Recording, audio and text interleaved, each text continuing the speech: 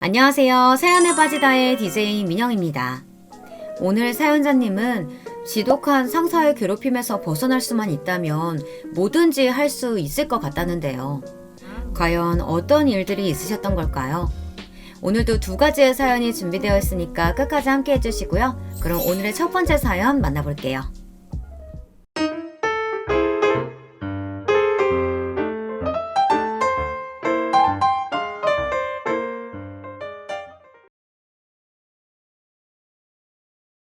안녕하세요. 저는 결혼한 지 얼마 안 된 30대 새댁입니다. 저는 지금까지 살면서 누구한테 싫은 소리 한 번 한 적 없이 살았다고 자부할 수 있을 정도로 바보처럼 살았습니다. 그런데 제 생각이 틀렸어요. 남들이 보기엔 그게 그냥 아무것도 모르는 호구로 보였나 봐요. 함부로 막 해도 되는 줄 아는 것 같았습니다. 저는 공무원입니다. 공무원 시험에 합격했을 때 날아갈 듯이 기뻤어요. 어머니도 너무 뿌듯해 하셨습니다. 그럴 수밖에 없었던 게 집안 형편이 좋지 않은 상황에서 제가 좀 힘들게 공부했거든요. 아주 어릴 때 아버지가 돌아가시고 어머니가 저를 혼자 키우셨습니다.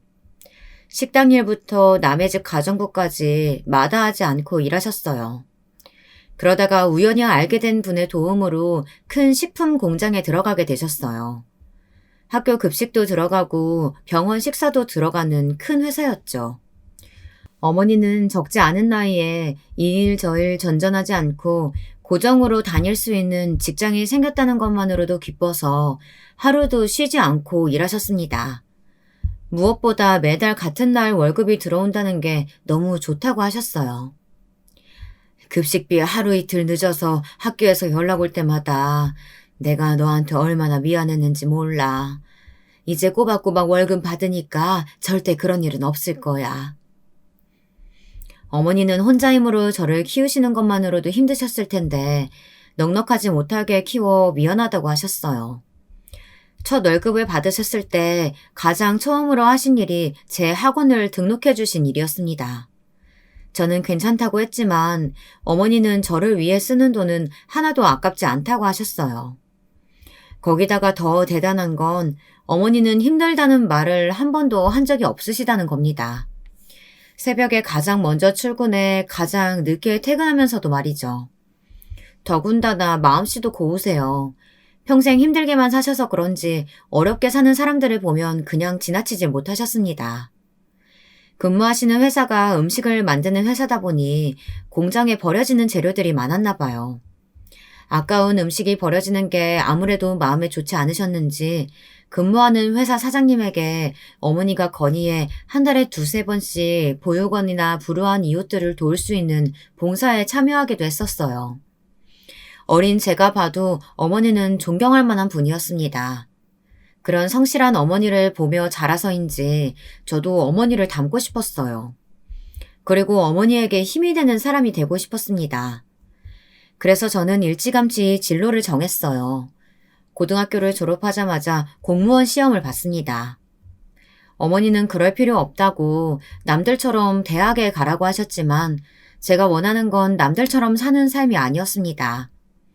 안정적인 삶을 하루라도 빨리 누리며 어머니를 돕고 싶다는 생각뿐이었어요.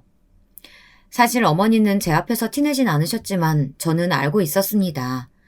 어머니 건강이 좋지 않으시다는 걸요. 어릴 때부터 천식을 오랫동안 알아오시기도 했고 일을 오래 해서 그런지 무릎이며 허리, 성한 곳이 없었습니다. 제가 고등학교 때 일이에요. 학교가 일찍 끝나 어머니가 일하시는 회사로 간 적이 있었어요.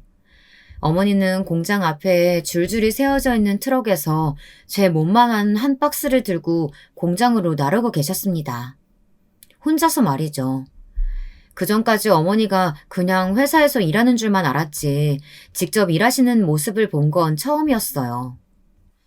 아줌마, 굼뜨기 아직도 그러고 있으면 어떡해요? 뒤에 차에서도 물건 다 빼야 되는데. 아이고, 내가 오늘따라 허리가 펴지질 않네. 알았어요. 금방 후다닥 할게요. 공장 안쪽에서 멀끔하게 정장을 입고 나온 젊은 직원이 어머니에게 소리를 지르는데 어머니는 인상 한번 쓰지 않고 웃으며 한눈에 봐도 무거워 보이는 배추 박스를 들어 내리시더라고요. 그때 알았습니다. 어머니가 지금까지 얼마나 힘들게 일했는지 말이죠. 저는 그래서 공무원을 선택했습니다. 남들 앞에 내세울 수 있고 안정적인 직장으로는 최고니까요. 제가 사실 재주가 별로 없어요. 할 줄 아는 거라고는 그나마 성실한 것 말고는 없습니다. 남들이 대학 가서 진로를 고민하고 스펙 쌓을 시간에 저는 하루라도 빨리 공무원이 돼서 자리를 잡으면 좋겠다 싶었죠. 제 계획은 나쁘지 않았습니다. 수능 준비로 바쁜 친구들 사이에서 저는 공무원 시험 준비를 열심히 했어요. 덕분에 고등학교 졸업하고 20살이 된 해에 자랑스러운 9급 공무원이 됐습니다. 공무원만 되고 나면 아무 문제 없을 줄 알았는데 아니었어요. 시작부터 삐걱댔습니다. 하필이면 전혀 연고지도 없는 지역으로 발령이나 평생 살아온 지역을 벗어나야 했습니다. 저는 태어나 처음으로 어머니와 떨어져 살아야 했어요. 몸도 성치 않으신 어머니를 혼자 두고 나와 살아야 한다는 것도 걱정이었고, 어머니 없이 저 혼자 살아가야 한다는 것도 너무 막막하고 겁이 났습니다. 엄마, 나 없다고 또 식사 대충 때우고 일만 하면 안 돼? 밥 잘 챙겨 드시고 아프면 바로바로 병원 가는 거야. 나랑 약속해? 알았지? 늙으면 원래 다 여기저기 아프고 하는 거야. 내 걱정은 말고 너나 시청 가서 윗사람들한테 잘하고 예쁨 받으면서 일해. 엄마, 나 몰라? 나 엄마 닮아서 일도 잘하고 성격도 좋잖아. 어딜 가나 이쁨 받고 알아서 잘할 테니까 내 걱정 말고 잘 지내고 있어. 내가 주말마다 올게. 어머니 앞에서는 자신만만하게 이야기했지만 현실은 그렇지가 않았습니다. 생각처럼 직장 생활이라는 게 쉽지 않았어요. 더군다나 공무원이라는 직업 특성상 잘 참는 사람에게 모든 관심과 일이 쏠렸습니다. 무슨 말이냐고요? 공무원이라는 게 말이 좋아 철통밥이지 사실 버티기가 여간 힘든 일이 아니더군요.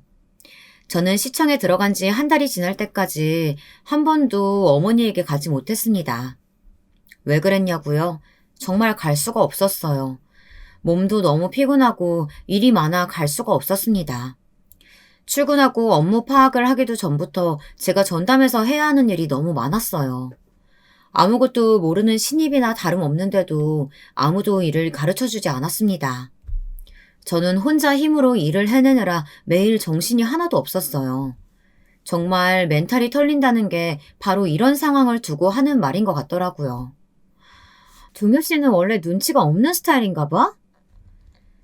시작은 이랬어요. 철출근하고 며칠 되지 않을 때의 일입니다.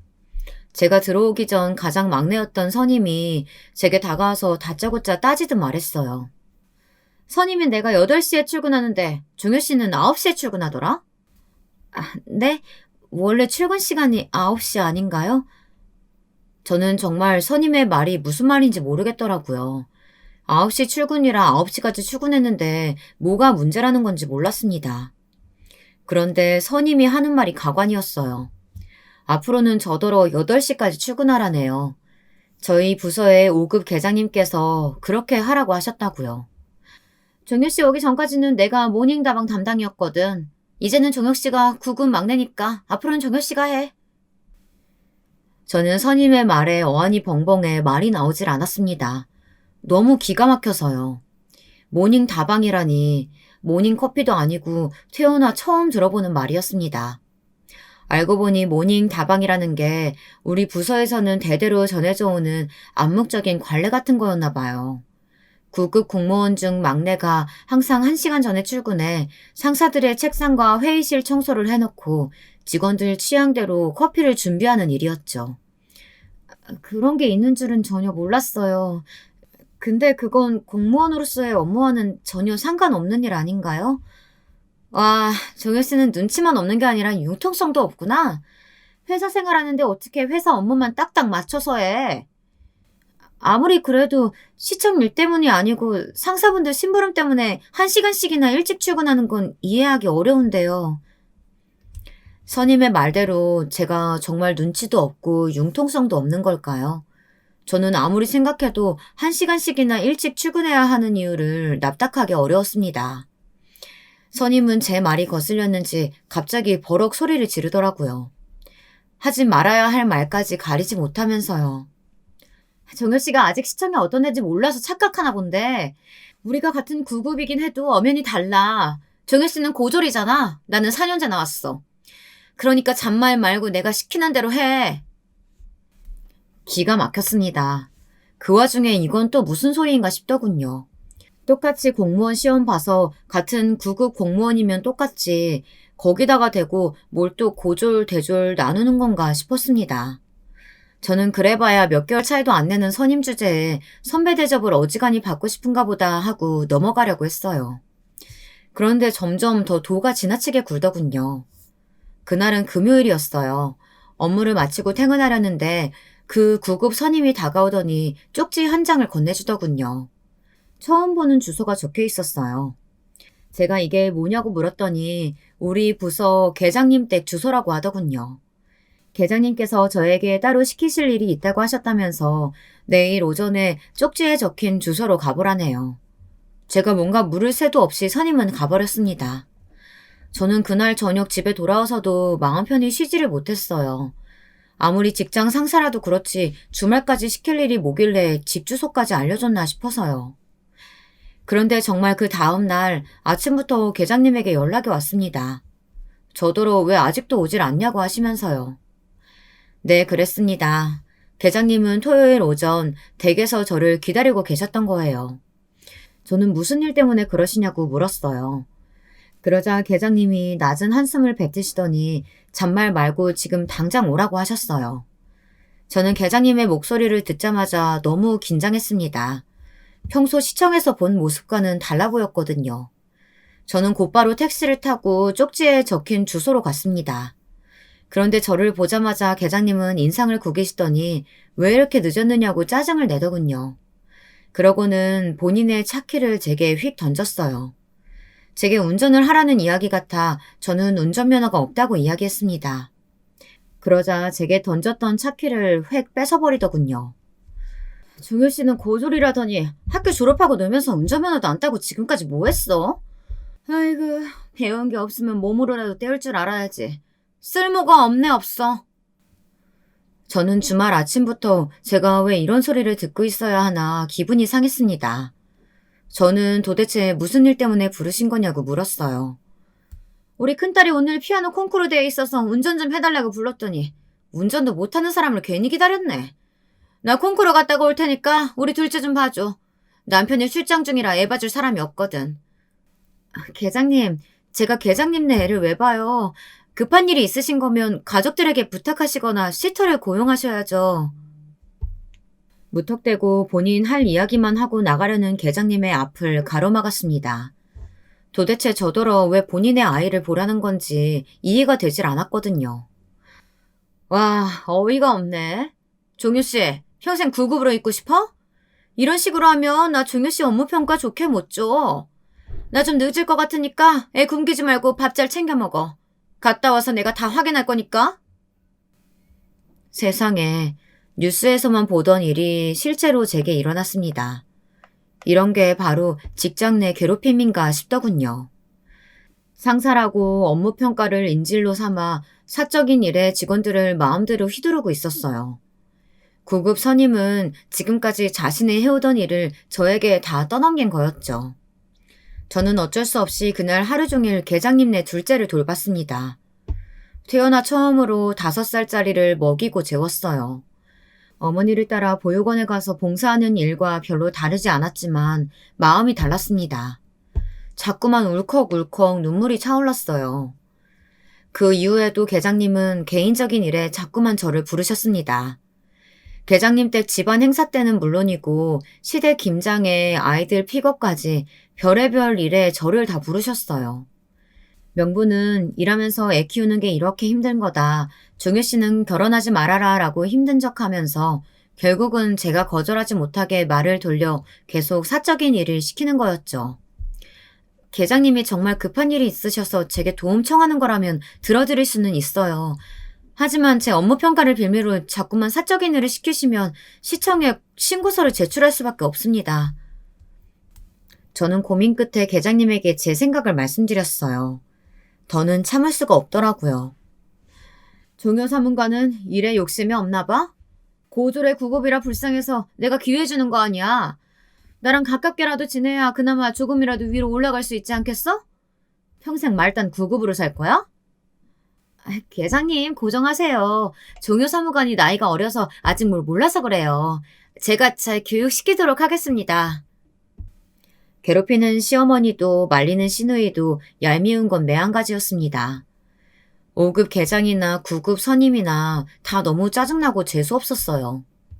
저는 사회생활이 보통 일이 아니라는 걸 새삼 또 깨달았습니다.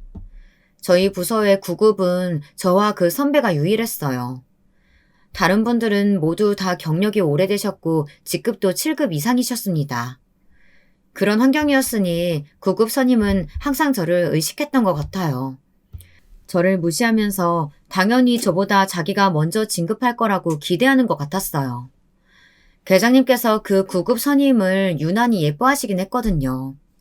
제가 보기에도 그럴 만한 게 9급 선임은 신기할 정도로 여우짓을 잘했어요. 비위도 잘 맞추고요.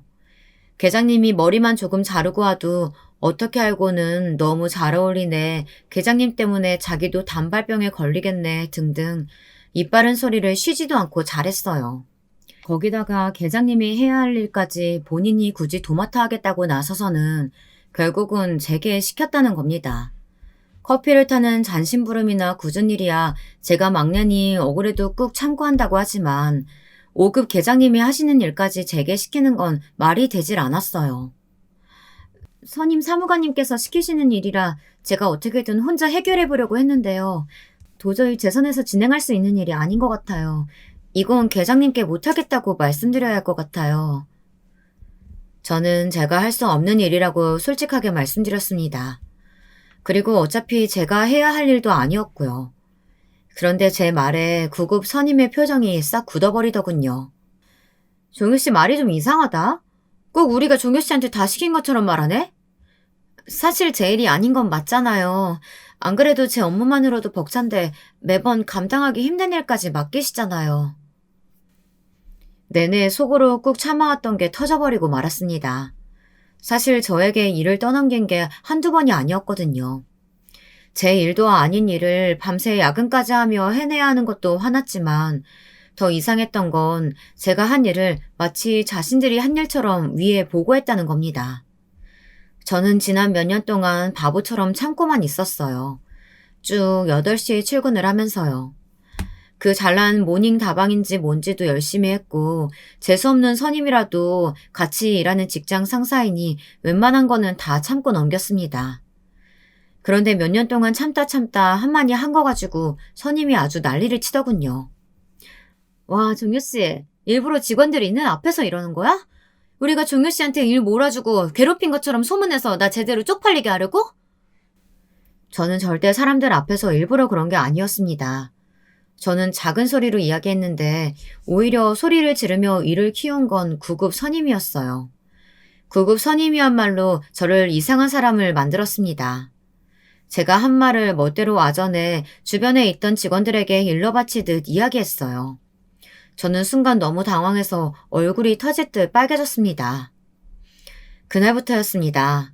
저는 저희 부서 내에, 아니 어쩌면 시청 전체에서 개념 없는 9급 공무원으로 찍혀버렸어요.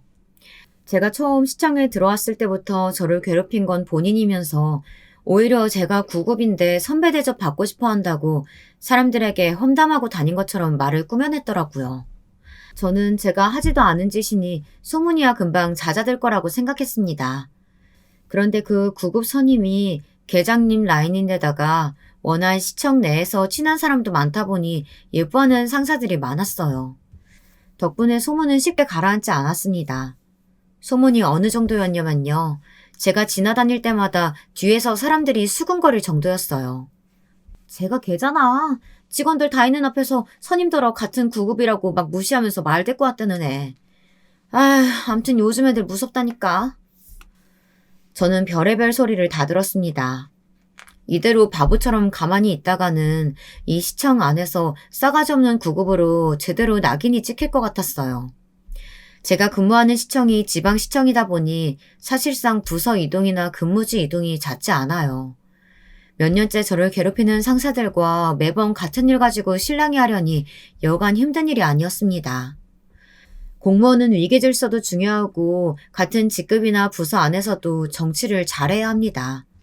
소위 말하는 줄타기죠.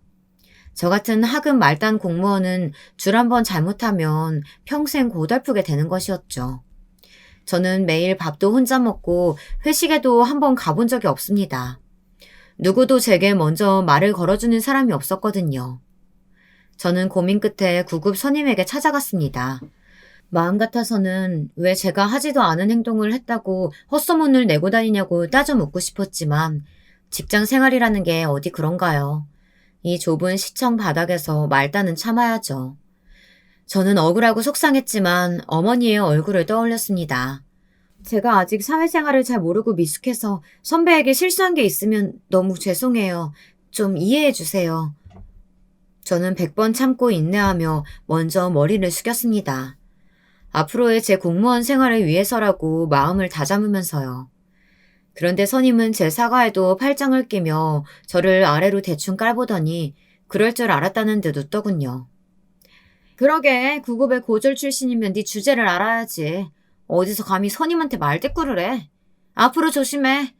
또 내 앞에서 거슬리게 굴었다가는 그때는 아예 이 시청에서 얼굴도 못 들게 다니게 해줄 테니까. 그러면서 한다는 말이 제가 9급 공무원의 망신이랍니다. 국민 세금으로 월급 받는 공무원이 대학도 안 나왔다는 게 말이 되냐고요. 저는 그런 소리를 듣고도 멍청하게 바보처럼 서 있었습니다. 주먹을 꾹 쥐고 참았어요. 더는 사람들에게 욕먹고 혼자 있고 싶지 않았습니다. 저도 다른 사람들처럼 직장 동료들과 밥도 같이 먹고 당당하게 회식에도 가고 싶었어요. 그날 집에 돌아와 저는 얼마나 울었는지 몰라요. 지금까지 30년 넘게 살면서 누구한테 피해 한 번 준 적 없고 남들이 답답하다고 할 정도로 착하게만 살았는데 제가 왜 이런 무시를 당해야 하나 싶었습니다. 저는 그날 눈물을 훔치며 다짐했어요. 어떻게든 이 시청 안에서 끝까지 버티겠다고요. 그 재수없는 선임들보다 오래오래 말이죠. 우선 가장 먼저 해야 할 일은 진급이었습니다. 저도 공무원이 된 지 5년이 넘었으니 충분히 가능한 일이었어요. 제 다짐은 다행히도 금방 이룰 수 있었습니다. 저는 9급 선임보다 먼저 7급으로 승진했어요. 9급 선임이 계장님에게 저보다 이쁨이야 많이 받았지만 근무 연수도 얼마 차이 나지 않는데 업무 평가나 업무 추진 능력에서 제가 월등히 높았거든요. 그러다 보니 사실 당연한 결과였습니다. 저는 너무 기뻤어요. 하지만 티를 낼 수 없었습니다. 선임 앞에서 티내봐야 좋은 소리 들을 리 없으니까요. 아무리 여우짓을 잘하고 정치질을 잘해봐야 사실 일 잘하는 거를 따라올 수는 없습니다. 그 전까지만 해도 제 소문으로 인해 시청 사람들이 저에 대한 인상이 썩 좋지 않았었는데 막상 제가 다른 9급 공무원에 비해 빠르게 승진하자 다들 저를 인정해주는 분위기였어요.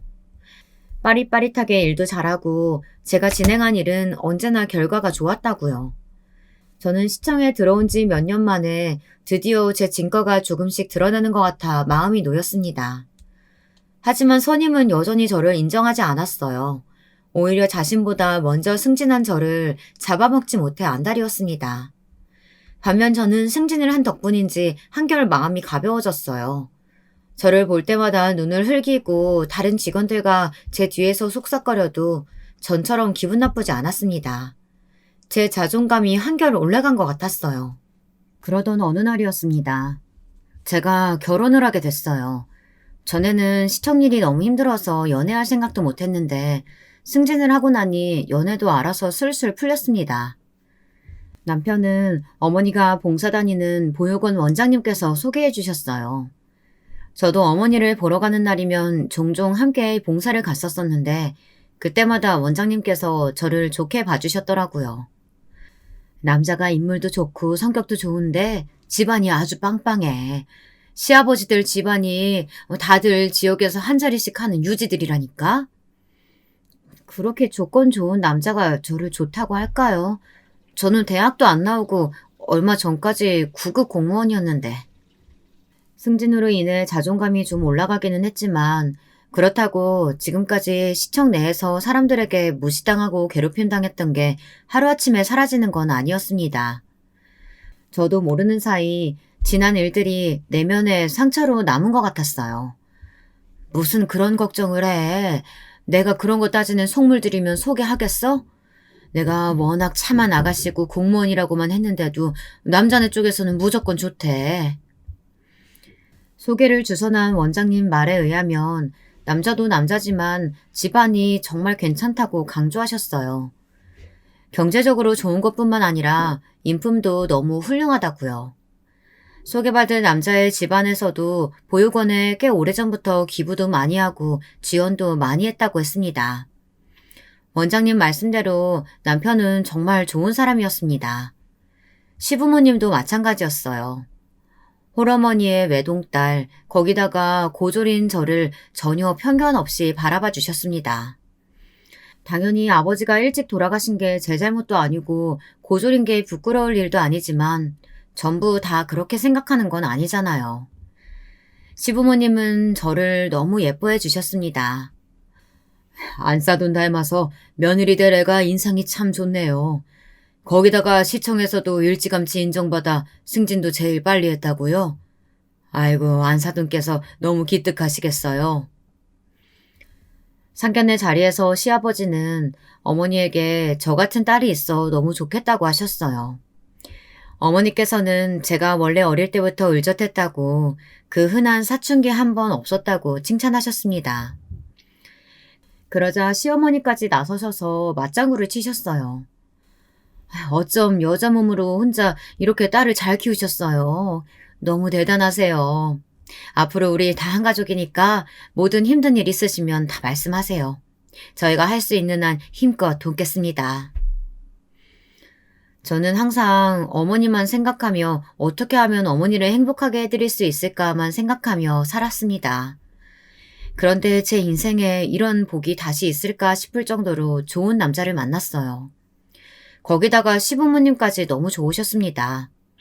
지금까지 고되고 힘들었던 제 인생도 이제야 빛을 보나 보다 싶었어요.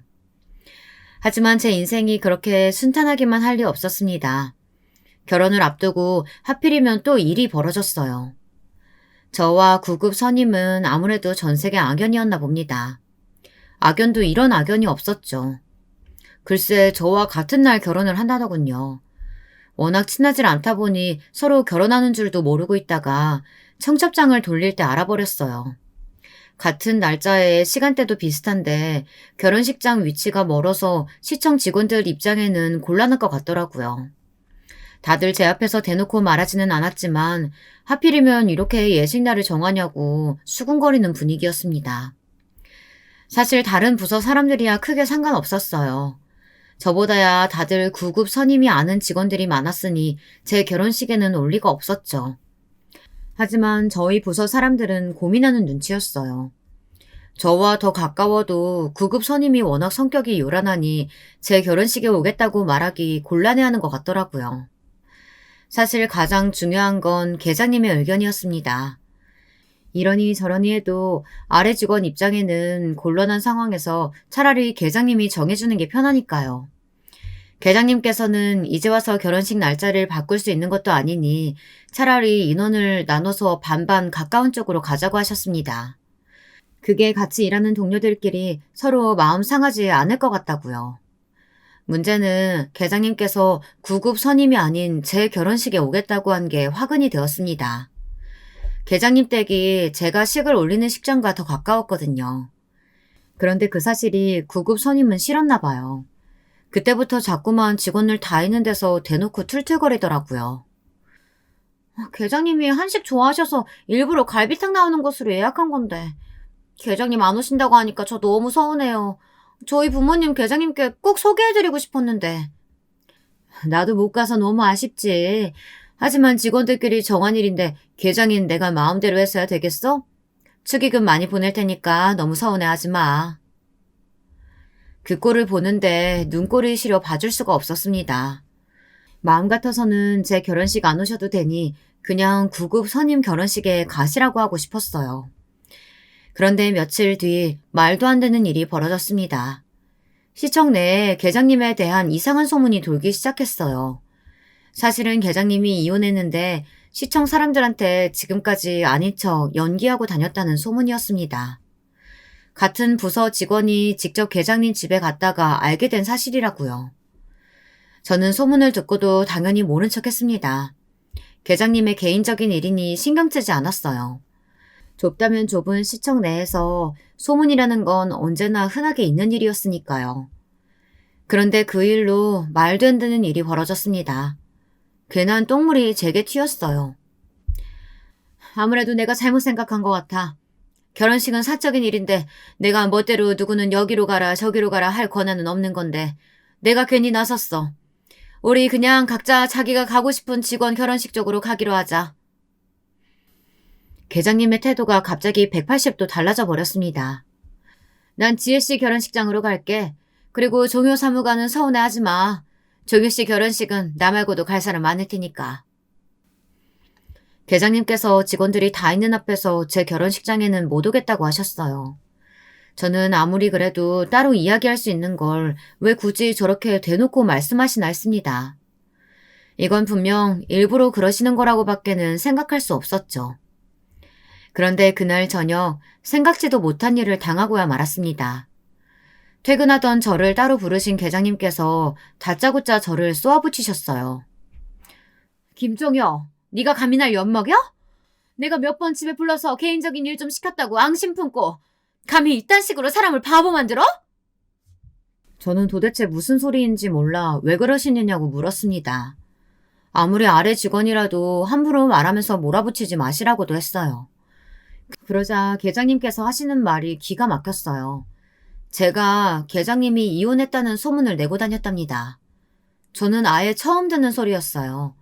저는 계장님이 이혼했다는 사실도 전혀 몰랐으니까요. 계장님, 도대체 저한테 왜 이러세요? 저 계장님이 이혼한 거 정말 몰랐어요. 계장님이 저한테 그런 이야기 하신 적이 없는데 제가 어떻게 알겠어요? 순진한 얼굴로 얌전한 척 굴더니만 이게 아주 보통이 아니네. 우리 집에 드나든 게 너밖에 없는데 그럼 누가 소문을 내? 계장님은 구급 선임이 아닌 당연히 제가 소문을 냈다고 생각했어요. 저는 아니라고 절대 제가 그런 게 아니라고 했지만 믿지 않았습니다.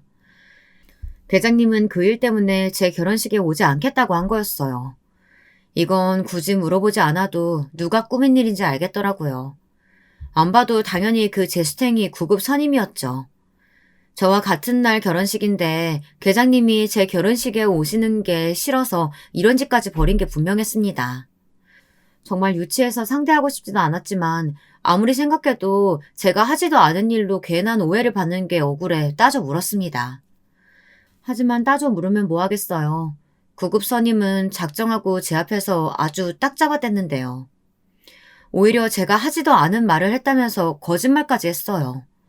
제가 먼저 계장님이 이혼했다는 말을 자기한테 했답니다. 본인도 제가 이야기해서 알게 됐다면서 연기하더군요. 난 말만 들어도 너무 마음 아프던데 종효 사무관은 어떻게 그런 얘기를 아무렇지 않게 여기저기 멋대로 떠벌리고 다닐 수가 있어? 계장님이 종효 사무관한테 얼마나 잘해주셨는데. 제가 그런 소리 언제 했다고 생사람을 잡고 이래요.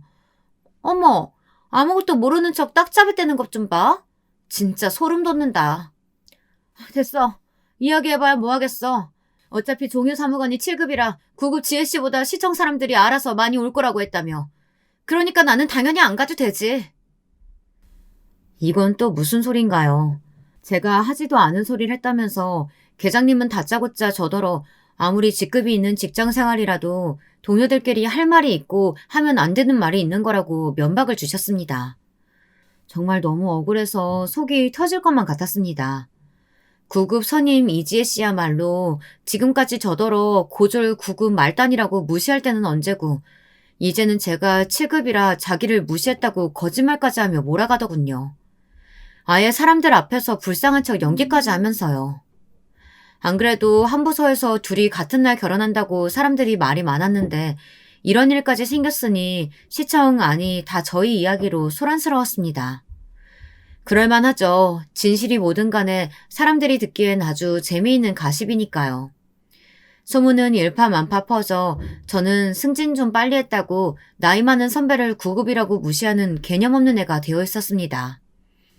지금까지 별의별 일을 다 겪었지만 그 일은 견디기 힘들었어요.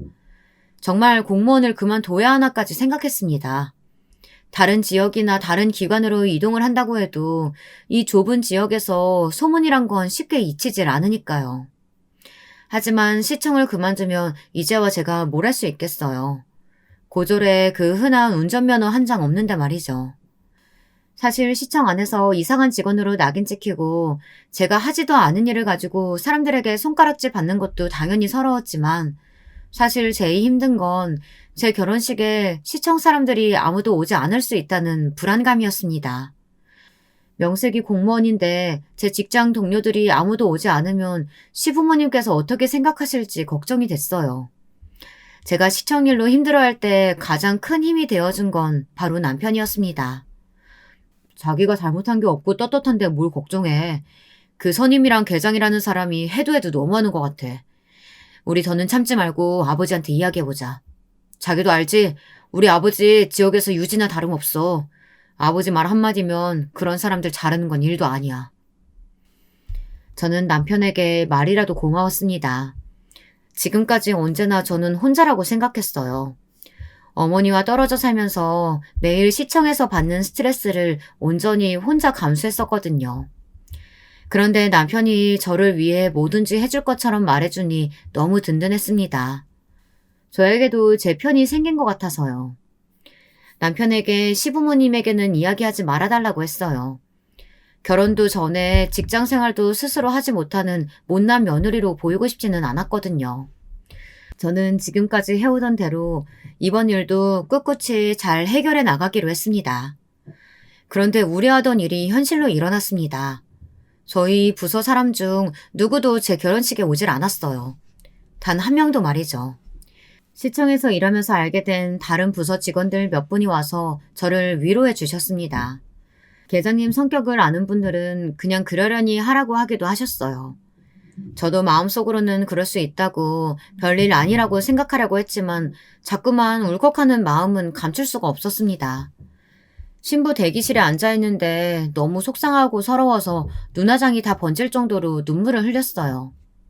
저는 다시 한번 마음을 다잡았습니다. 그런 몰상식한 인간들과는 다신 상종하지 않기로요. 제가 공무원이 된 이유는 제가 사랑하는 어머니를 위해서였습니다. 그런 정신 나간 인간들 때문에 제 미래를 포기할 수는 없었어요. 거기다가 상황이 많이 달라졌습니다. 저에게는 든든한 가족이 더 많이 생겼으니까요. 괜히 풀죽어 기죽을 필요가 없었습니다. 저는 제 할 일을 더 열심히 했어요. 구급 선임이든 계장님이든 누구보다도 일 잘하고 인정받는 공무원이 되기로 했습니다. 그러던 어느 날이었습니다. 그날은 1년에 한 번 시청에서 준비하는 지역 내에 가장 큰 행사가 있는 날이었어요. 시장님 주최로 진행하는 행사다 보니 시청 내의 공무원이라면 모두가 다 긴장하는 날이었죠. 저희 부서에서 행사의 가장 중요한 부분을 맡아 준비하느라 저는 한 달 내내 야근하며 정신없이 준비했습니다. 노력한 만큼 다행히 행사는 잘 마무리됐습니다. 저는 행사가 끝나고 회식 자리에 도착하자마자 시부모님이 계신 테이블로 가 인사를 했습니다. 시아버지께서도 행사에 참여하시고 저를 위해 큰 도움을 주셨거든요. 시아버지께서 저를 도와주시겠다고 행사 지원을 해주신 것도 모자라 주변에 아는 지인들까지 소개해 주시며 많은 도움을 주셨습니다.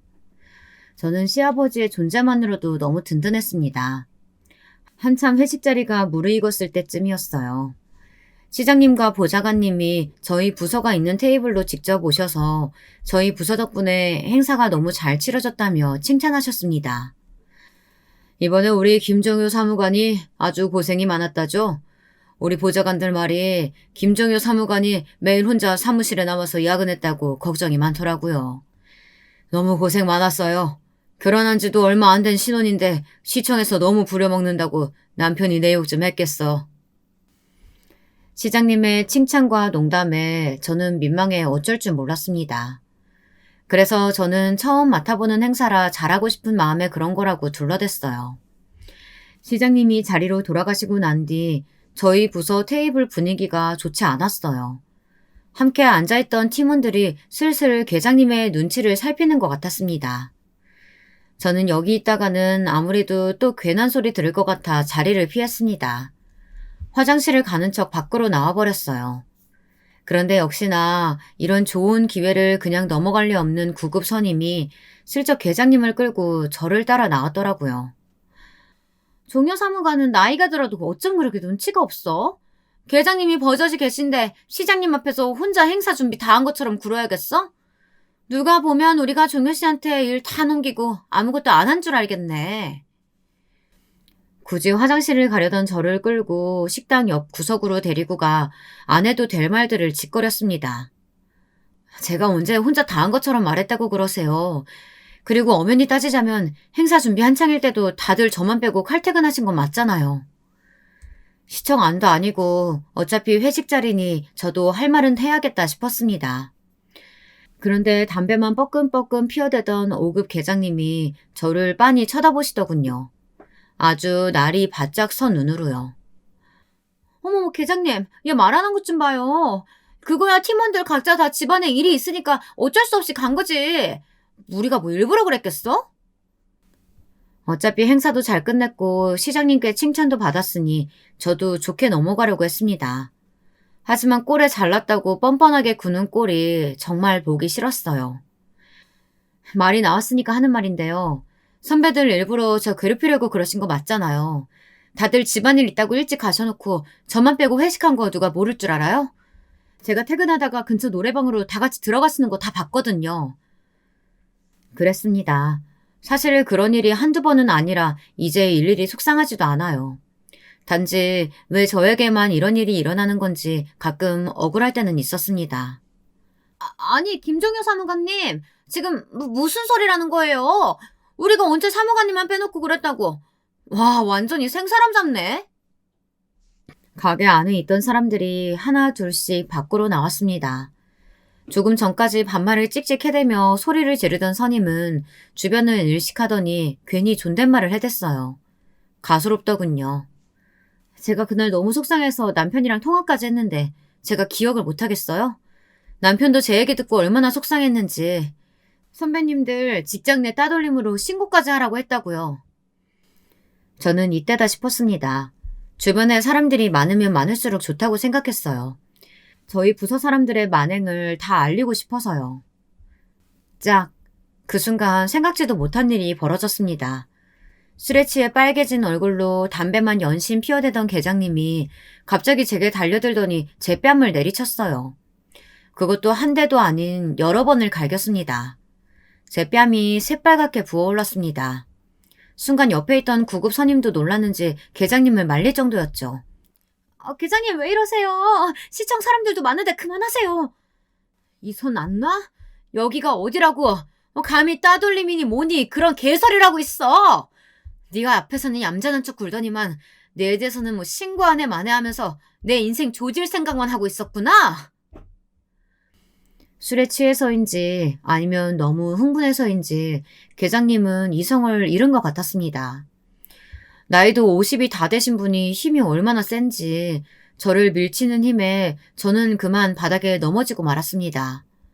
제가 들고 있던 가방까지 바닥에 다 내동댕이 쳐졌어요. 내가 김종효 전년 처음 봤을 때부터 마음에 안 든다고 초장에 잡으라고 했어 안 했어? 멍청한 것들이 무식한 고졸년 하나 어쩌지 못해서 결국은 사람을 이렇게 돌아버리게 만들어. 지금까지 얌전한 척 뒤로 호박씩 깐 건 제가 아니라 계장님이었습니다. 사람들 앞에서는 항상 고고한 척 하시더니만 결국 본색을 드러내신 거죠. 계장님도 워낙 욕심이 많고 승진에 목말라 있던 분인 건 알았지만 이 정도인 줄은 몰랐습니다.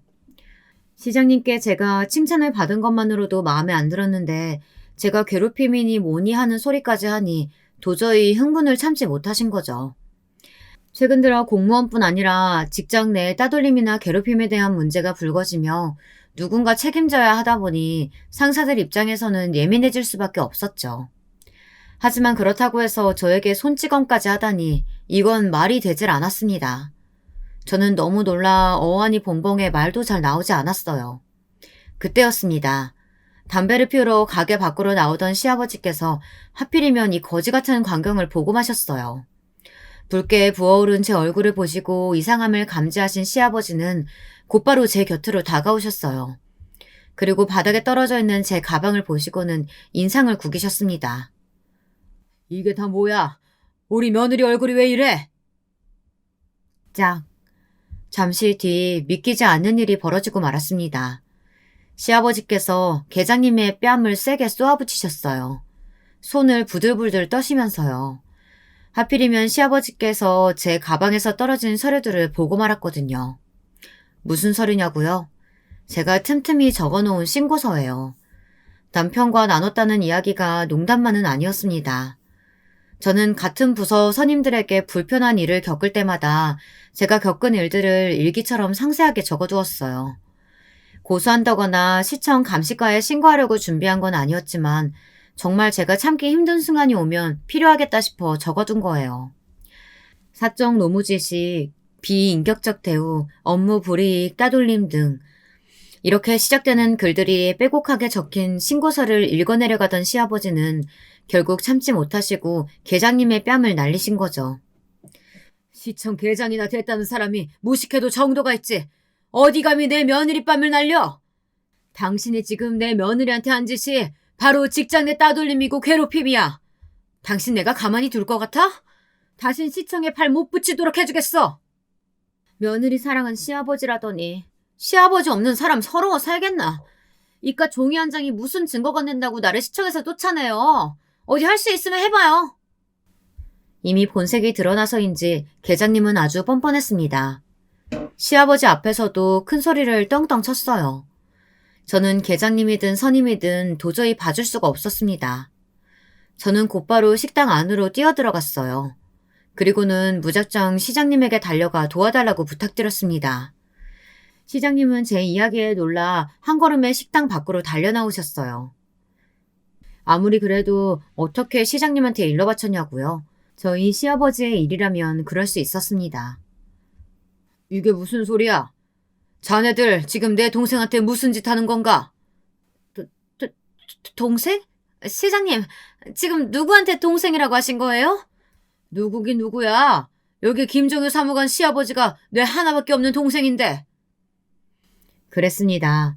시장님께서는 바로 저희 시아버지의 친형님이셨어요. 다들 저를 미워하고 무시해서 제 결혼식에 오질 않았으니 알 턱이 없었죠. 그 순간 저희 시아버지는 시장님께 다가가 조금 전 있었던 일에 대해 다 이야기하셨습니다. 그리고 제가 적어둔 신고서 종이까지 시장님께 보여드렸어요. 순식간에 일은 걷잡을 수 없이 커졌습니다. 보좌관들은 뭘 멀뚱히 보고만 있어. 지금 당장 시청 공무원들 다 집합시켜. 이번 일은 내 명예를 걸고 절대 그냥 못 넘어가니까. 이 일에 연루된 사람들 다들 옷 벗을 각오들 해. 말 그대로 난리가 났습니다. 회식 자리에 있던 공무원들과 집에 돌아간 공무원들까지 다시 다 소환돼 시청으로 모였어요. 그리고 지난 몇 년 동안 있었던 시청 내의 불합리한 업무 지시나 직원들 사이에 있었던 아주 사소한 따돌림, 괴롭힘, 그런 관련 문제들을 하나하나 다 조사하라고 지시하셨어요. 바로 다음 날부터 시청은 발칵 뒤집혔습니다. 저와 저희 부서 사람들뿐 아니라 시청 내에 공무원들이 개별적으로 다 조사를 받고 진술에 참여했어요. 저는 몇 년 동안 제가 당했던 일들을 상세하게 이야기했습니다. 그날 이후 어떻게 됐냐고요? 계장님과 구급 선임은 징계를 받았어요. 남편과 시부모님은 시장님께 그 정도로는 용서할 수 없다고 지금 당장 잘라버리라고 하셨어요. 그런데 사건이 있고 얼마 뒤 계장님과 구급 선임이 저를 찾아오셨습니다. 정효 씨도 우리 집 와봤으니까 알잖아. 나 사실 남편이랑 헤어지고 혼자 애 둘 키우느라 정신이 없어. 공무원이라고 해봐야 월급 얼마 되지도 않은 거 가지고 혼자 애 키우느라 정말 아등바등 사는데 이대로 나 공무원 잘리면 애들이랑 나랑 거리로 나앉아야 돼. 그렇게 자식 걱정하고 잘리는 게 무서운 분이셨으면 저한테도 그렇게 모질게 굴면 안 되는 거죠. 종효 씨, 미안해. 내가 정말 잘못했어. 용서해줘. 종효 사무관, 아니, 사무관님. 제가 구급 주제에 사무관님한테 너무했죠. 나도 계장님한테 잘 보이려고 하다 보니까 어쩔 수가 없었어요. 앞으로는 제가 저지른 만행 반성하면서 그렇게 살게요. 제발 이번만 용서해줘요. 계장님과 구급 선임은 제 앞에 무릎까지 꿇고 펑펑 눈물을 쏟았습니다. 당연히 진심이 아니라는 것 정도는 저도 잘 압니다. 제게 저지른 만행들도 당연히 용서가 안 되고요. 하지만 혼자의 힘으로 자식을 키운다는 소리는 차마 무시할 수가 없었어요. 여자 혼자 아이를 키우는 게 얼마나 힘든 일인지 제가 너무 잘 아니까요. 얼마 뒤 계장님과 선임은 다른 지역으로 발령을 받았습니다. 그날 이후 다신 볼 일이 없었어요. 제가 받은 상처야 당연히 말로 할 수 없을 정도로 힘들었지만 그래도 이번 일로 저는 더 소중한 것을 얻었어요. 바로 가족입니다. 지금까지 가족이라는 건 제가 챙기고 보호해야 할 대상이라고만 생각했었는데 저도 가족들에게 보호받을 수 있는 존재라는 사실을 알았으니까요. 저는 아주 잘 지내고 있습니다. 시청도 아주 잘 다니고 있고요. 제가 시장님과 가족이라는 사실이 삽시간에 소문이 나버렸으니 시청 생활이 전보다 아주 수월해졌거든요. 지금까지 저의 긴 이야기 들어주셔서 감사합니다.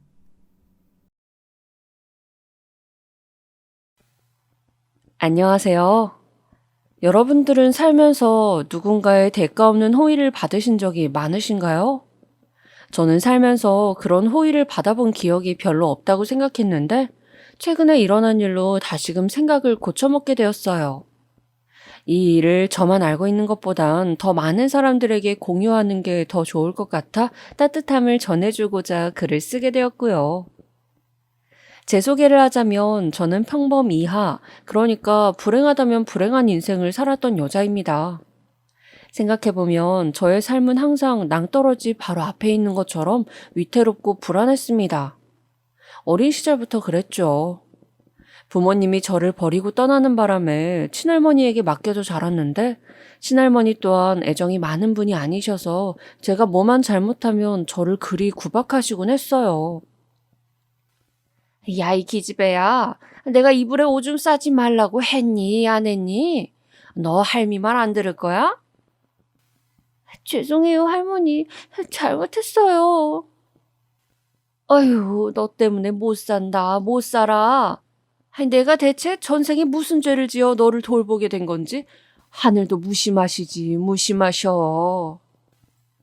보통은 손주라 하면 이뻐하고 귀하게 여길 만도 하잖아요.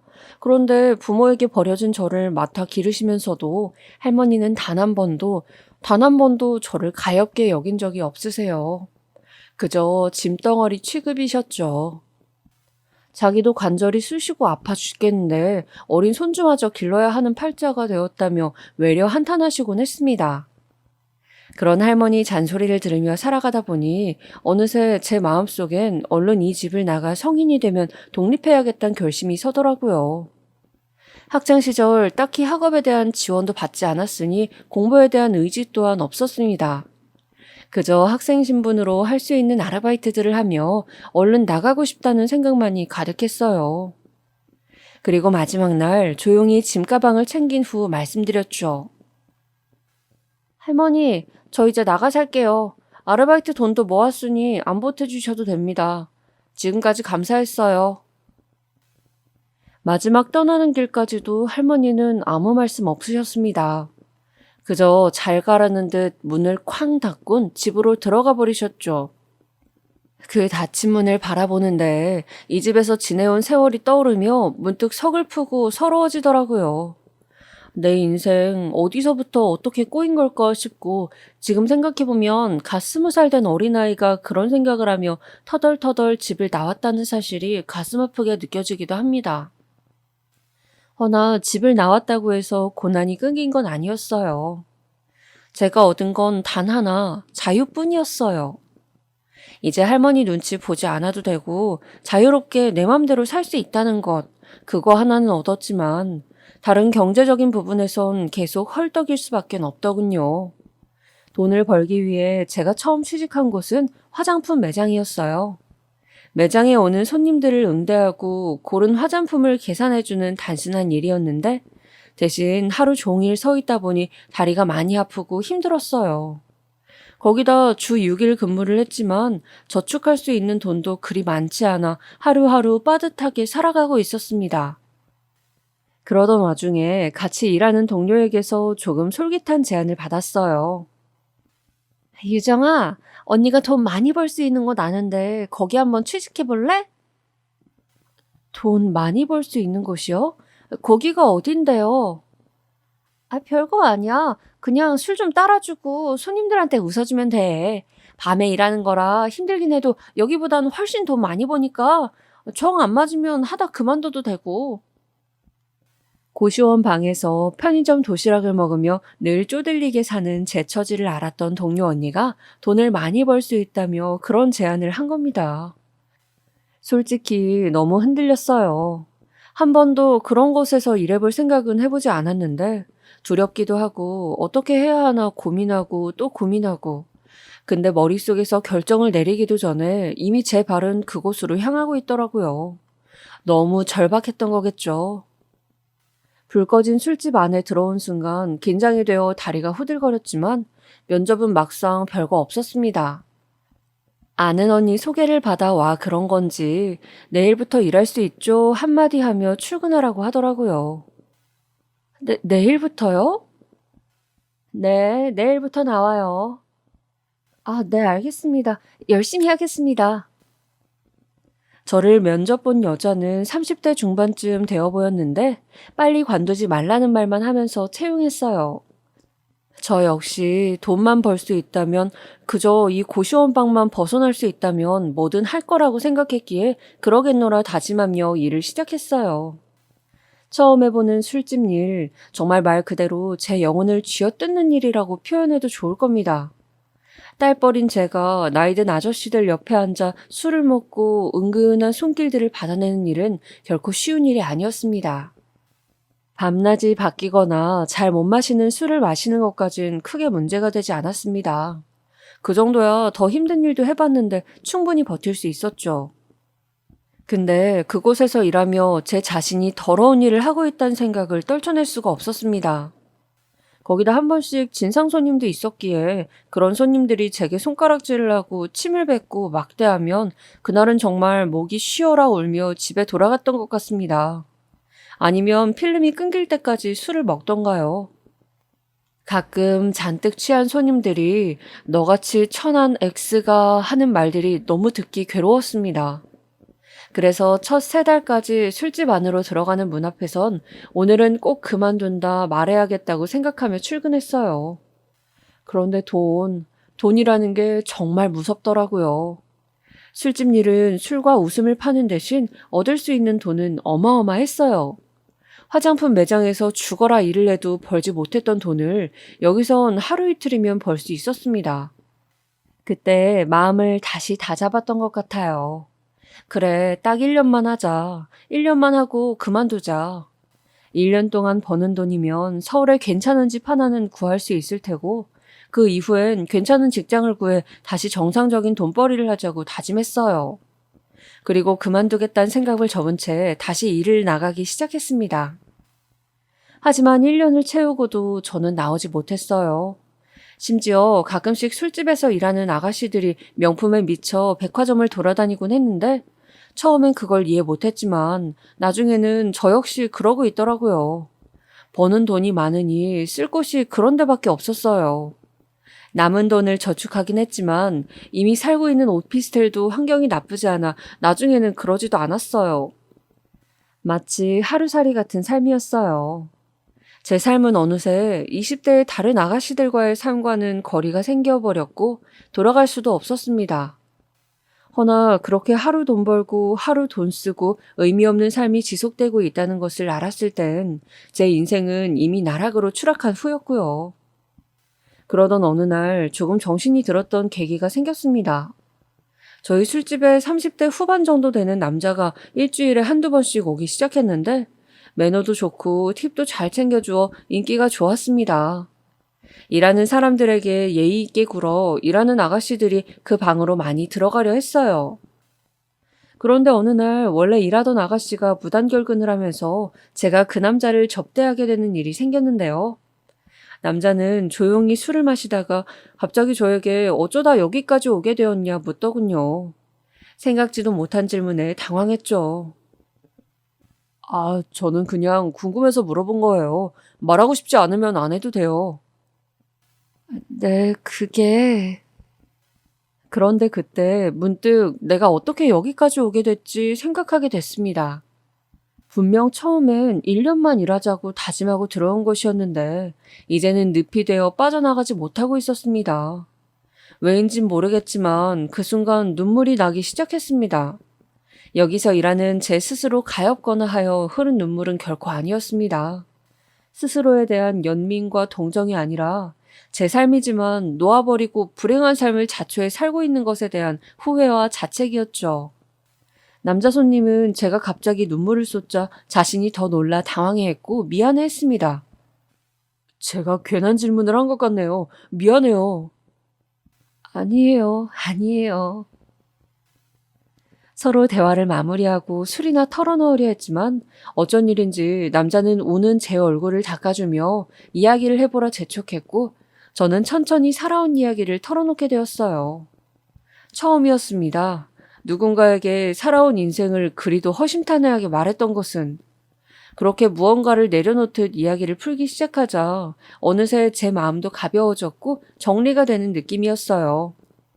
덕분에 저는 가게 관리자에게 이번 달까지만 일하고 나가겠다고 말했습니다. 아유, 정말이야? 너 지금 젊고 이쁜데 돈 더 벌지 그래. 아니에요, 언니. 저 그만둘게요. 그래 뭐 네가 그렇다면 어쩔 수 없지. 언니는 아쉽다는 듯 입맛을 다셨지만 이미 결심을 굳힌 상태였습니다. 거기까지였으면 얼마나 좋았을까요? 어느 날부터 그 남자가 선물 공세를 하더군요. 작은 목걸이부터 팔찌까지 제 생각이나 샀다며 선물을 주는데 솔직히 마음이 뛰기 시작했어요. 누군가 저에게 관심을 표하고 진지하게 만나고 싶어 한다는 점이 제 마음을 사로잡았습니다. 유정 씨가 하면 이쁠 것 같아서, 유정 씨가 좋아할 것 같아서. 그런 말들은 제게 너무나 유혹적이었습니다. 그간 일만 했지 딱히 연애는 하지 않았는데 이런 남자라면 만나고 싶다는 생각이 살며시 들었어요. 물론 술집에서 만난 남자와 아가씨, 남들에게 어떻게 보일지 압니다. 아마도 더럽고 추저분한 일로 보이시겠죠?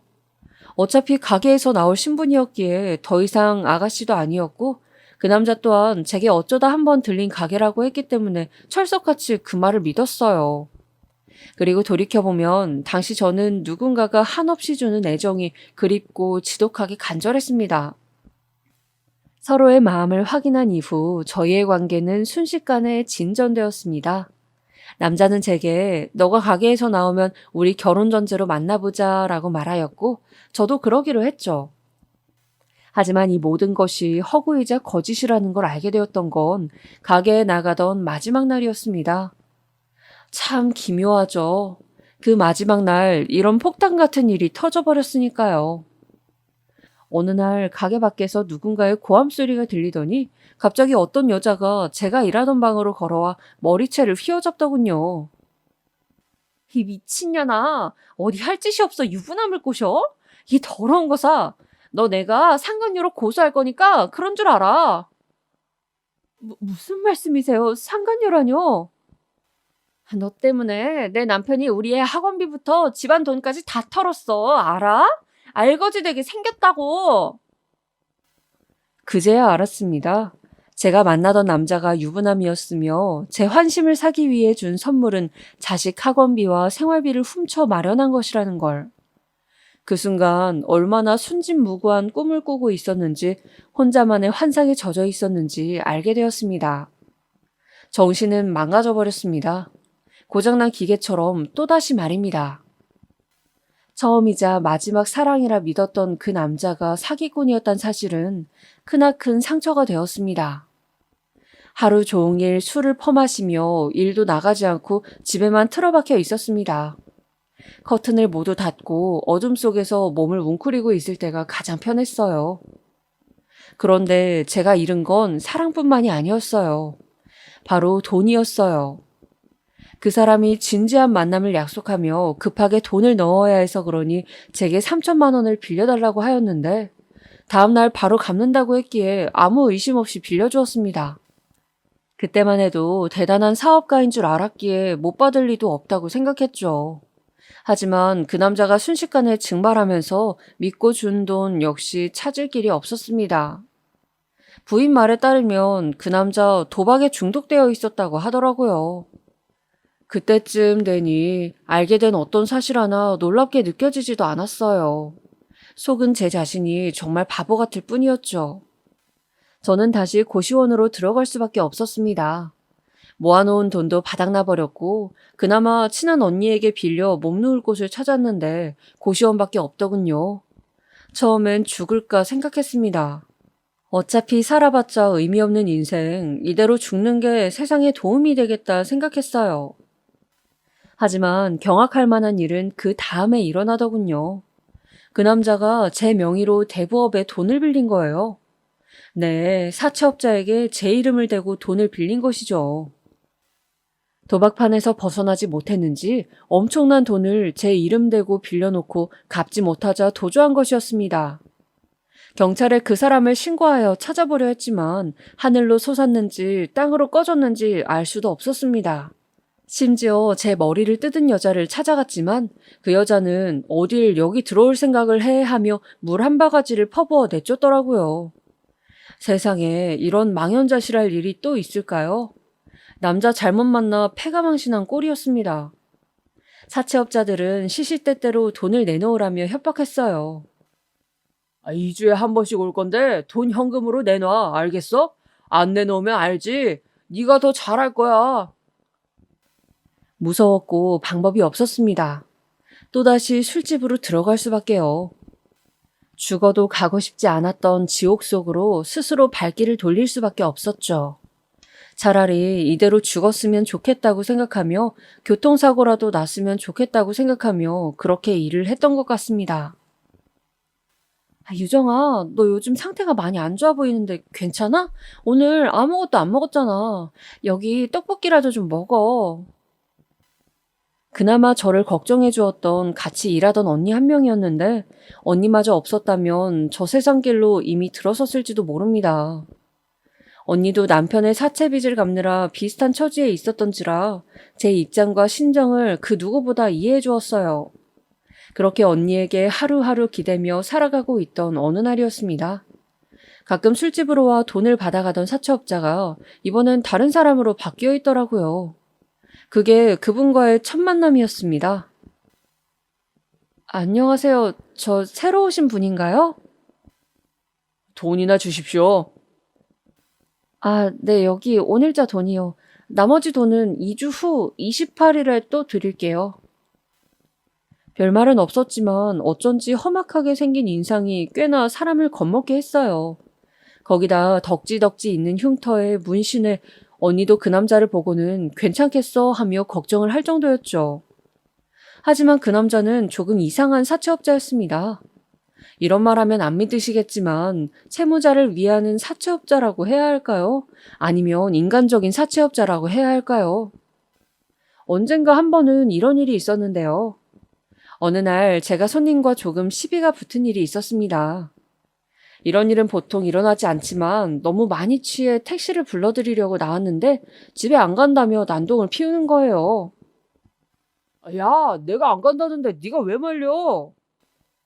아까는 집 가신다고 했잖아요. 이제 그만 들어가세요. 인연이 어디서 훈계질이야? 야, 너같이 술집에서 일하는 애들이 밖에서 만나면 감히 날 쳐다볼 수는 있는 줄 알아? 여기니까 내가 말상대 해주는 거야, 어? 아냐? 아냐고? 말 그대로 개진상이었습니다. 그 뒤로 온갖 말이 쏟아져 나왔죠. 천박한 것 주제에 사람을 뭘로 보고 그러냐. 주제를 알라. 내가 너 잘리게 만들어주겠다. 아무리 내 직업이 밑바닥이라지만 정말이지 못 들어줄 말이었습니다. 그런데 그때였어요. 제가 대꾸하지 않고 가만히 노려보고만 있자 그 진상 손님의 손이 번쩍 올라가더라고요. 순간 저도 모르게 눈을 감고 팔로 몸을 감쌌어요.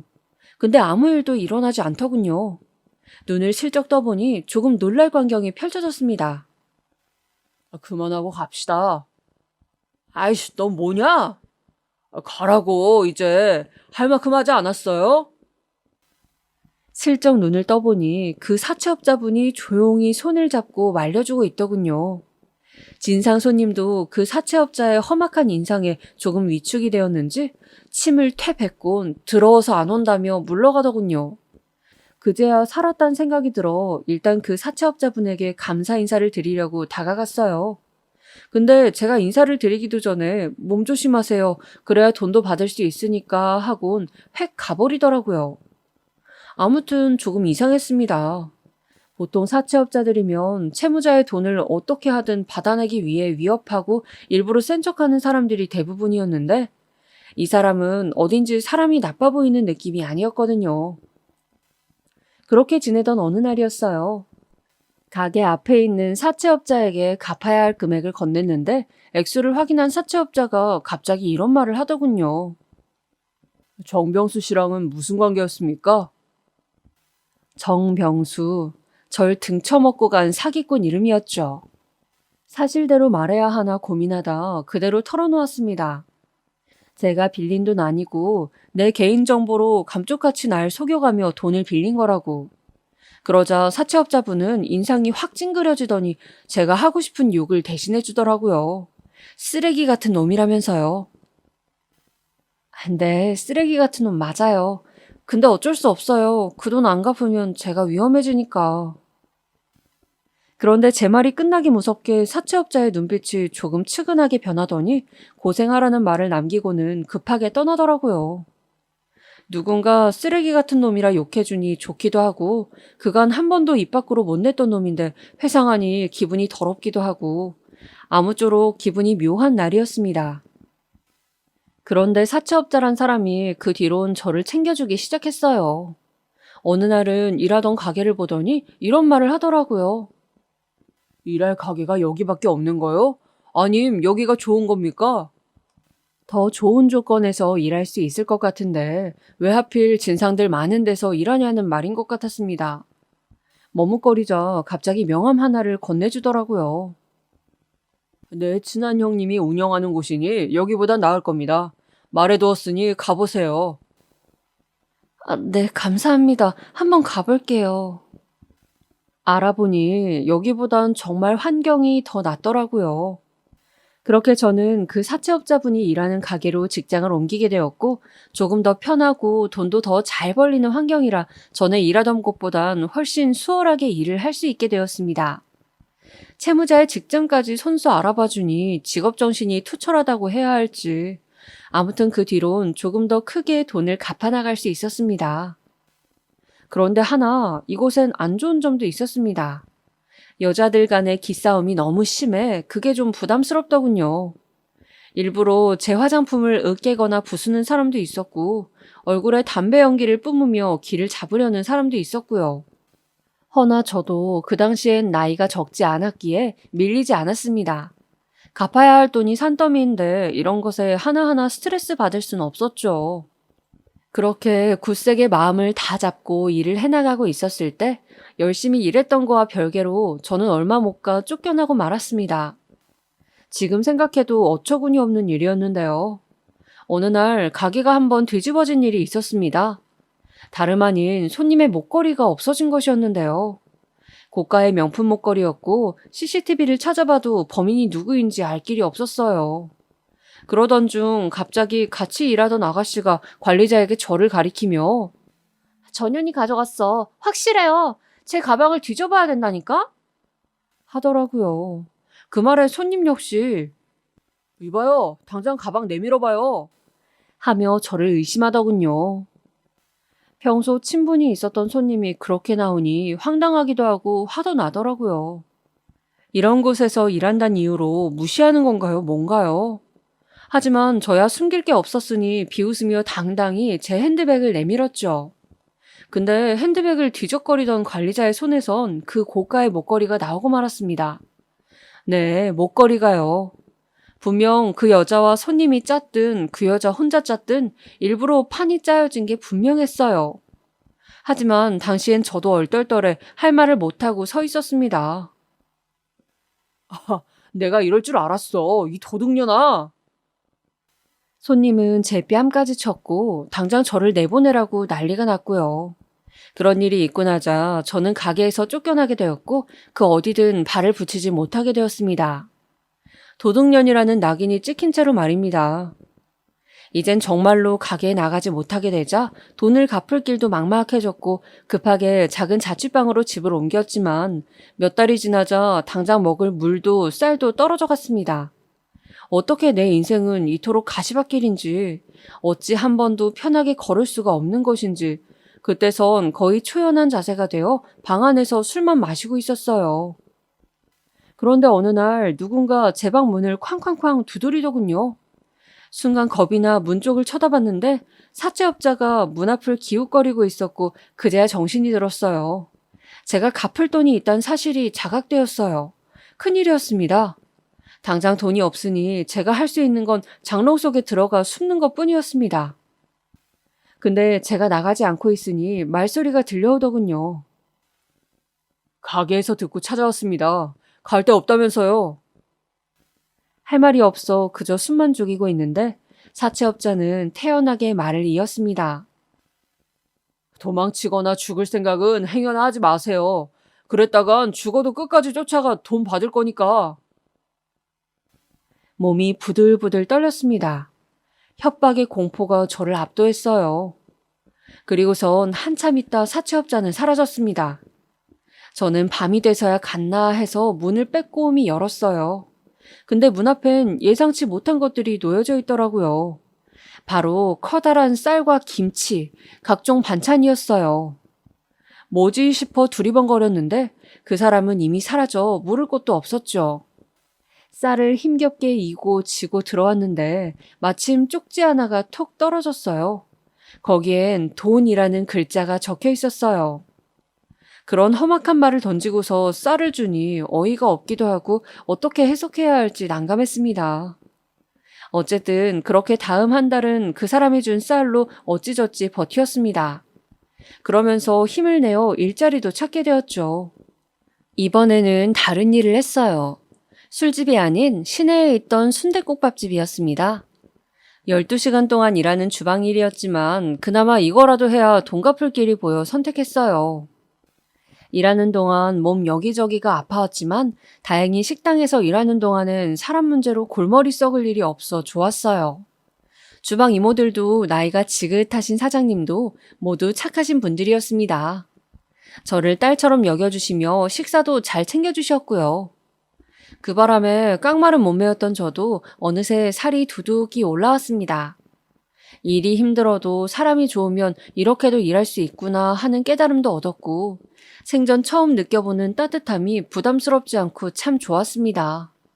내 인생에 처음으로 볕이 드는 기분마저 들었죠. 하지만 걱정이 되었습니다. 술집에서 일하면서 버는 돈에 비하면 턱없이 적은 돈이었으니까요. 그래서 사채업자를 만나기 일주일 전부터 걱정이 되더라고요.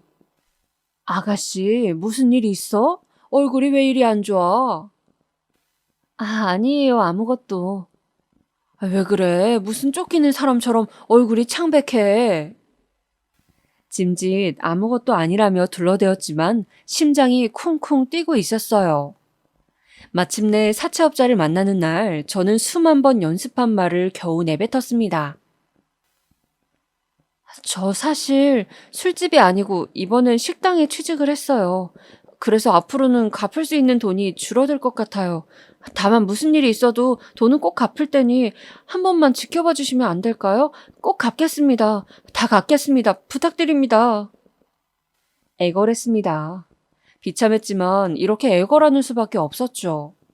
근데 무릎을 꿇고 우는 저를 조용히 지켜보던 그 사람은 조금은 따뜻하게 느껴지는 말투로 그러더군요. 갚기만 하면 됩니다. 액수는 상관없습니다. 네? 정말요? 괜찮아요? 이번 달은 특히나 첫 주를 쉬고 일해서 돈이 더 비는데. 괜찮으니 몸 관리나 잘하세요. 그럼 난 이만 갑니다. 아, 네, 감사합니다. 정말 감사합니다. 당연히 절대 안 된다고 술집으로 돌아가라 으름장을 놓고 집안 물건이라도 부술 줄 알았는데 놀랍기도 하고 다행스러운 마음에 가슴을 쓸어내렸습니다. 이제야 숨쉴 구멍이 트이는 기분이었어요. 저를 압박하던 것이 돈이었는데 적은 돈이라도 괜찮다고 하니까요. 그 후 제 얼굴이 피었는지 같이 일하시는 이모들도 좋은 일 있어 하고 묻기도 했고 체력이 붙자 일하는 것에도 적응이 되어 갔습니다. 그렇게 3개월 정도 지났을까요? 이상한 사채업자와의 만남은 늘 이상하게 시작해 이상하게 끝이 났습니다. 어느 날은 갑자기 저희 집 문 앞에 과일을 놓고 가기도 하고 돈을 받으러 왔다 하면서 돈은 받지 않고 제게 갑자기 건강하라며 생뚱맞은 말을 건네기도 했죠. 그리고 당시 무거운 쟁반을 나르느라 손목이 아파 파스를 두르고 있는 절 보더니 병원에 가야 낫는다는 말까지 하더라고요. 그렇게 이런 말 저런 말 하다 보니 어느새 저도 그 사채업자를 조금은 덜 무서워할 수 있게 되었습니다. 그리고 어느 무더운 여름날엔 땀을 뻘뻘 흘리며 가게 앞에 서 있길래 저도 모르게 저 괜찮으시면 들어가셔서 식사하시고 가실래요? 권하기도 했습니다. 사실상 제게 돈을 받으러 온 사람이었지만 우리가 채무자와 사채업자 관계라는 건 아무도 추측하지 못했죠. 이모들은 제가 낯선 남자를 끌고 들어오자 뭐야 만나는 남자야? 근데 나쁜 일 하는 사람은 아니지? 좀 생긴 게 거시기 한데 라며 묻기도 했습니다. 그런데 이모들 말을 들어 그런지 저 역시 문득 그런 생각이 들더라고요. 설마 저 사람이 날 좋아하나? 좋아하지 않으면 채무자한테 왜 이렇게까지 잘해주는 거지? 하는 생각이요. 근데 나이 차는 둘째치고 채무자와 사채업자 사이에 애초에 그런 관계가 형성된다는 것이 말이 안 되었죠. 허나 그러던 어느 날 제가 그것을 진지하게 의심할 만한 사건이 일어났는데요. 그날은 한겨울날이었고 국밥집에서 일을 하고 집에 돌아오려던 참이었습니다. 가게 문을 닫는데 저도 모르게 눈앞이 어질어질 하더라고요. 아침부터 몸이 으슬으슬했는데 나아지겠지 싶어 약도 안 먹고 버티던 게 일이 끝나니까 몰려오는 것 같더라고요. 그래서 얼른 집에 가서 쉬어야겠다는 생각으로 발을 뻗었습니다. 근데 발을 뻗은 순간 이상하더라고요. 눈앞이 흐릿해지더니 온몸에 힘이 쭉 빠졌고 그 길로 철푸덕 소리를 내며 정신을 잃었습니다. 눈을 뜨고 나서야 제가 병원에 와 있다는 걸 깨달았죠. 그리고 사채업자가 제 눈앞에 있어 화들짝 놀라 물었습니다. 어떻게 여길? 오늘 돈 주는 날인 거 잊었습니까? 앞불싸 잊고 있었어요. 돈도 집에 있는데 병원에 누워있게 됐으니 난감했죠. 근데 제 표정을 감지하곤 그러더군요. 제가 업고 왔습니다. 인근에 응급실이 있길래 추운 날 얼어 죽을 뻔했다네요, 의사가. 아, 네. 아프면 쉬지 뭐하러 일을 나갑니까? 네? 아플 땐 일 나가지 말고 쉬세요. 그런다고 돈 더 버는 거 아니니까. 몸 건강한 게 최고입니다. 나도 아플 땐 일 안 해요. 아무튼 가겠습니다. 뭐라 말을 해야 할지 몰랐습니다. 누군가 제 몸 걱정을 해준 게 너무 오랜만이라 그런지 그게 사채업자라 그런 건지 할 말을 못 찾겠더라고요. 어색해 손만 만지작거리고 있는데 그 남자는 그러곤 나가더니 병원비까지 계산해주고 갔더라고요. 또 퇴원한 다음 날은 집 앞에 몸을 잘 살피라는 쪽지와 함께 과일 바구니까지 놓아져 있었습니다. 이러니 제가 의심하지 않을 수 없었죠. 혹시나 하는 생각이 들어 그 남자를 만날 때마다 이제는 자꾸 그런 쪽으로 생각하게 되었어요. 그러던 어느 날 조심스레 물어보게 되었습니다. 저기 있잖아요. 혹시 아니 이런 말 어떻게 들리실지 모르겠지만 저 좋아하세요? 이상해서요. 자꾸 저한테 잘해주시고 챙겨주시고 하니까. 근데 그 남자는 질문을 한 제 눈을 뚫어지게 보더니 픽 웃더라고요. 마치 어처구니 없는 질문을 들었다는 듯이요. 저는 지금 누굴 좋아할 상황이 못 됩니다. 네? 좋아할 수가 없는 놈이라고요. 답변 됐죠? 갑니다. 당시엔 몰랐습니다. 그 사람의 그 말이 얼마나 진실에 가까웠는지. 그래서 저는 나중에 그 사람을 떠나보내고 더 많이 울었던 것 같아요. 그 후론 사채업자분을 볼 일이 없었습니다. 마치 계획된 것처럼 어느 날부터 나타나지 않았기 때문이에요. 이상했습니다. 말없이 사라질 사람도 아니었고 다른 사채업자라도 올 텐데 아무도 돈 재촉을 하지 않았거든요. 괜히 불안하기도 했죠. 그래서 제 쪽에서 먼저 연락을 해야 하나 하던 중 모르는 번호로 연락이 왔어요. 저 혹시 김유정 씨 되시나요? 강영식 씨께서 오늘 오후 3시에 돌아가셨는데 김유정 씨 앞으로 남기신 게 있어서 여기 병원으로 오실 수 있을까요? 경찰에게서 온 전화였는데 강영식이라는 낯선 이름의 남자가 제게 무언가를 남겼다고 했습니다.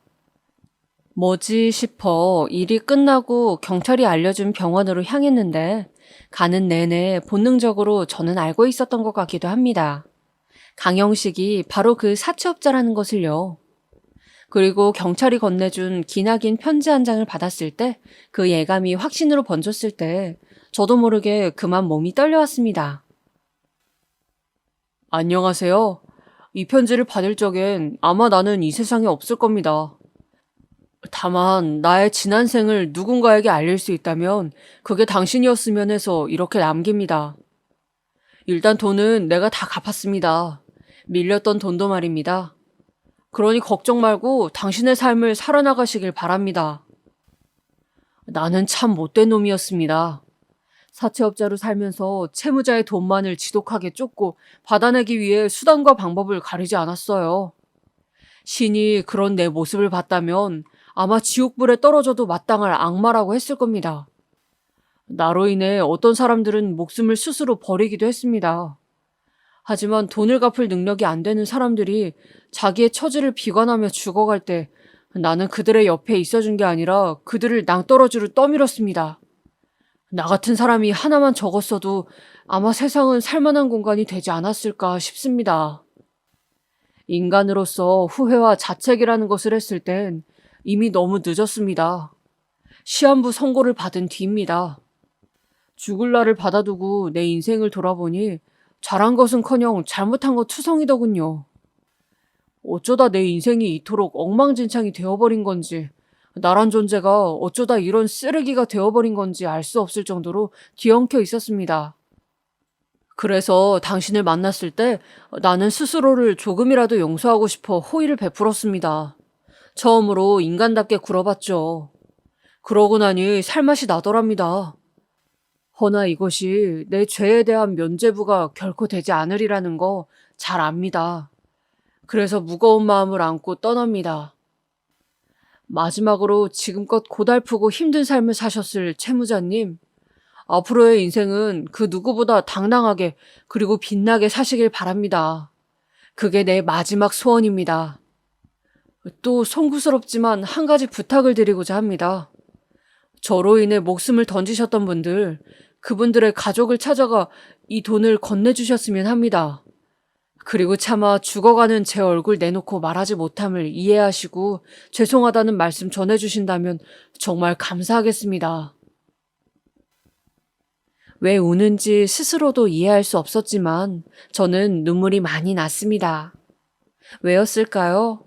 저만큼이나 불행하고 가여운 삶을 살아왔다는 생각에 동질감을 느껴서였을까요? 진심 어린 마음으로 뉘우치는 이 남자의 마지막 모습에 어떤 소외를 느껴서였을까요? 무엇이 됐든 간에 저는 이 남자에게 받은 선의를 조금이라도 돌려드리고 싶었습니다. 그래서 장례부터 알아보았어요. 물어보니 가족인 아들이 부모의 시신 인수를 포기하여 무연고 장례로 넘어가게 될 것 같다고 하더라고요. 그럼 제가 그 장례 비용 댈게요. 저도 처음 치러보는 누군가의 장례였지만 이번 달 받은 월급으로 작게나마 치러드릴 수 있을 것 같아 급하게 전화를 돌렸고 빈소를 마련했습니다. 고인의 사진을 구할 방법이 없었기에 망설이고 있었는데 다행히 아들과 연락이 닿아 사진도 마련할 수 있었어요. 고인의 아들은 장례식장에 나타나지 않았습니다. 조문객들도 거의 오지 않았어요. 몇 사람 오더라도 제가 누구인지는 알 수가 없었죠. 그저 저와 그 사람은 채무자와 사채업자 딱 그 관계였으니까요. 그리고 장례가 끝난 후엔 고인의 부탁을 들어주기 위해 생을 떠나신 사람의 가족분들을 찾아다녔습니다. 주소지가 옮겨져 연락이 닿지 않는 분들도 계셨지만 다행히 한 분은 찾을 수가 있었는데 문을 두드리자 반지 앞방에 살고 계신 여자분이 나오셨는데 뭐라 말해야 할지 모르겠더라고요. 망설임 끝에 겨우 입을 뗀 것 같습니다. 저 강영식 씨가 이 돈을 남기셨습니다. 그리고 죄송하다는 말씀 전해달라 하셨습니다. 강영식 씨가 누구죠? 아, 대부업체에서 돈 빌린 적 있으시죠? 돈 받으려고 쫓아다녔던 사채업자분이신데. 그 인간이요? 왜 이 돈을 준답니까? 내 남편 죽으니까 이제야 미안함이 좀 생겼나요? 그렇게 질기게 돈 받을 땐 언제고? 저 세상을 떠나셨습니다. 방금 장례 치르고 돌아오는 길입니다. 제 말에 그 여자분도 조금 놀란 듯 할 말을 잃고 제 눈동자만 빤히 쳐다보았습니다. 그러다 얼른 봉투를 쥐어드리고는 받아주시면 감사하겠습니다 라는 말만 남긴 뒤 재빠르게 돌아섰어요. 사는 형편이 많이 힘드신 건지 외면하시진 않으셨지만 그럼에도 남편 잃고 살아가시는 여자분의 얼굴은 머릿속에서 떠나기 힘들었습니다. 그리고 남은 돈은 강영식 씨 이름으로 모두 기부를 했습니다. 그렇게 고인의 장례를 치러드리고 마지막 부탁을 들어드린 후 저는 다시 제 삶으로 돌아왔습니다. 빚이 없으니 열심히 일하면 일하는 대로 모조리 저축을 할 수 있었고 괜찮은 조건의 집도 구할 수 있었어요. 허나 한동안 고인은 제게 너무나 짙은 잔상으로 남아 있었습니다. 장례를 치러드리면서 제가 고인에 대해 알게 된 사실이 하나 더 있었는데요. 그분의 삶에 관한 것이었어요. 사채업자분은 평범한 회사원으로 지내다가 지인에게 거액의 사기를 당하셨는데 그 후 돈을 많이 벌기 위해 사채업 일을 시작하게 됐고 아들 병원비를 대셨다고 합니다. 무려 20년간을요. 허나 장례식장에선 볼 수 없었던 아들에게마저 외면당했다는 것을 알곤 마음이 아프더군요. 요즘 가끔은 그분이 저에게 한 말이 떠오르곤 해요. 앞으로의 인생은 그 누구보다 당당하게 그리고 빛나게 사시길 바랍니다. 그게 내 마지막 소원입니다. 네, 저는 지금 건강하게 잘 살고 있답니다.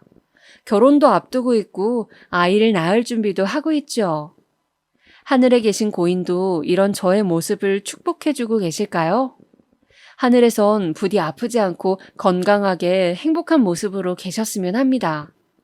그리고 한 사람의 인생을 구제해 주어 진심으로 감사하다는 말씀, 이 지면을 통해나마 드리고 싶습니다.